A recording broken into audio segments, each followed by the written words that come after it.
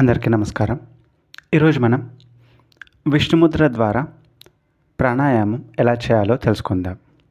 ముందుగా విష్ణుముద్ర ఎలా వేయాలో చూద్దాం.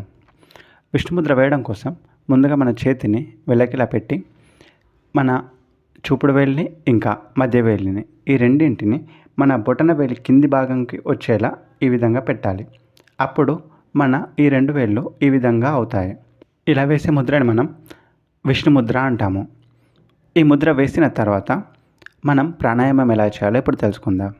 ఈ విధంగా విష్ణుముద్ర వేసిన తర్వాత దీనిని మన నాసికారంధ్రంలో ఈ విధంగా ఉంచుకొని ఒక 5 నిమిషాలు కుడి రంధ్రం ద్వారా శ్వాసని పీలుస్తూ ఎడమ రంధ్రం ద్వారా శ్వాసని వదలాలి.